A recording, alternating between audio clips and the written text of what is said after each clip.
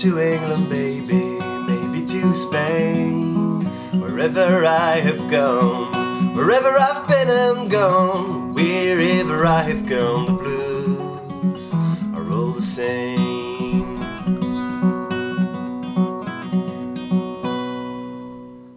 Bonjour à tous et bienvenue pour un deuxième tuto sur la chanson Blues Run the Game du célèbre chanteur folk blues maudit Jackson C. Frank. On est en capo 4, position de sol, avec le troisième doigt, donc en tonalité de Si. Alors, pour ce tuto, on va voir l'intro et le début du couplet. Alors, l'intro est constituée de 4 mesures qui se répètent 2 fois. La mesure 2 et la mesure 4 sont identiques. Au départ, qu'est-ce qui se passe ? On vient placer le troisième doigt à la troisième case de la corde de Mi grave et on pince en même temps la corde de Si. Corde de Mi grave et corde de Si en même temps. Avec le pouce corde de Mi grave et le majeur corde de Si. Ensuite, comme on est dans une situation de picking, le pouce alterne entre la corde de Mi grave, dans ce cas-là, entre Mi grave et la corde de Ré. Donc on vient jouer. Ensuite, le pouce corde de Ré, index corde de Sol, pouce corde de Mi grave, majeur corde de Si, et on finit sur le pouce corde de Ré. C'est pour la première mesure.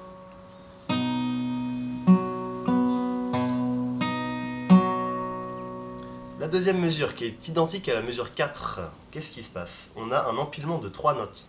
Comme vous pouvez le voir, sur un même niveau vertical, on a le 3, corde de Mi grave, le 2, corde de Ré, et le 1, corde de Si.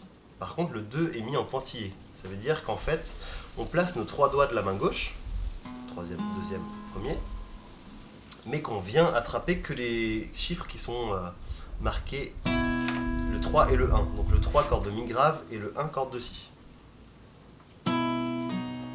En revanche, je viens tirer les doigts 2 et 1 au moment où je les joue. Donc ça donne quoi ?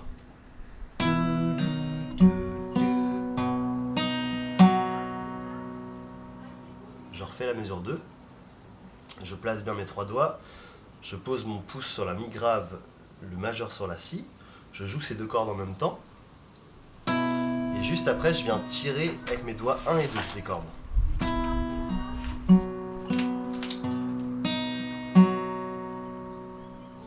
Je refais une dernière fois.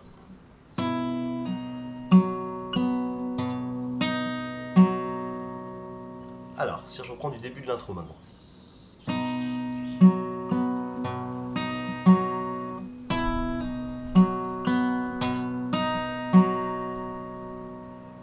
Mesure 3, je viens rajouter mon petit doigt à la troisième case de la corde de Si. Je l'enlève. Et je refais la même chose que la mesure 2.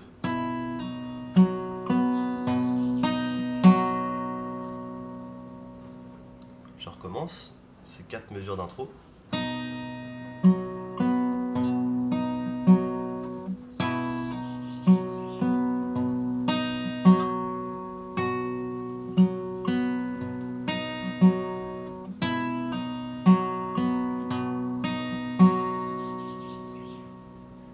J'espère que ça va jusqu'ici.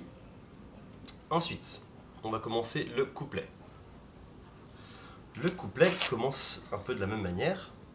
Catch a boat to England, baby. Donc, ces 2 premières mesures sont les 2 mêmes mesures que l'intro. Maybe to...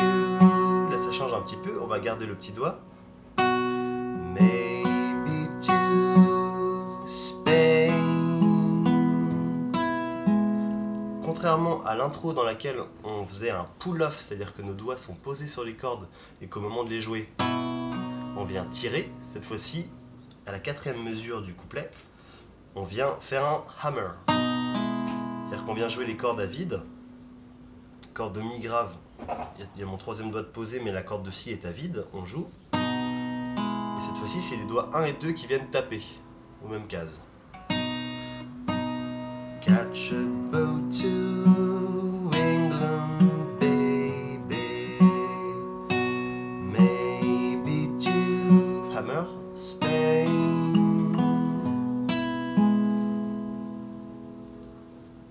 Je recommence. Catch a boat to England, baby.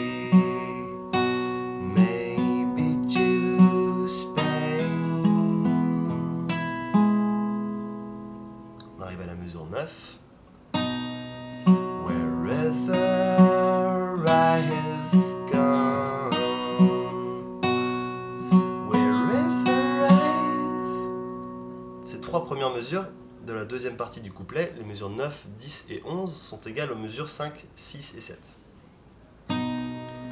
Wherever I have gone, wherever I've... Et là, on en change de position, on va passer sur une position de Do.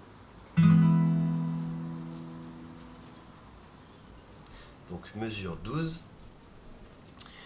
Alors, cette fois-ci, ça change un petit peu dans le picking. On vient alterner, on vient jouer la corde de La avec le pouce, la corde de Sol avec l'index, la corde de Ré avec le pouce, la corde de Si avec le majeur.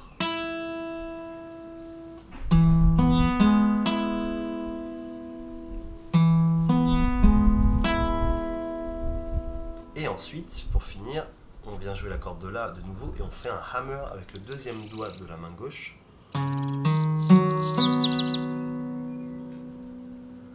Pouce, pouce, index. Pouce, pouce, index.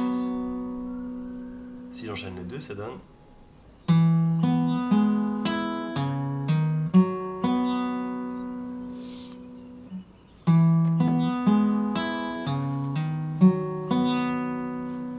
Si je vous refais tout le couplet maintenant.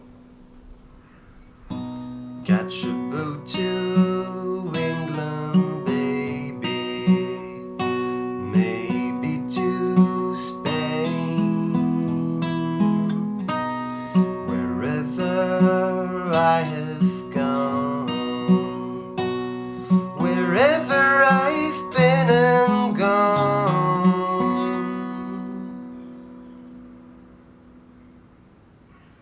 Et voilà, ce sera tout pour aujourd'hui.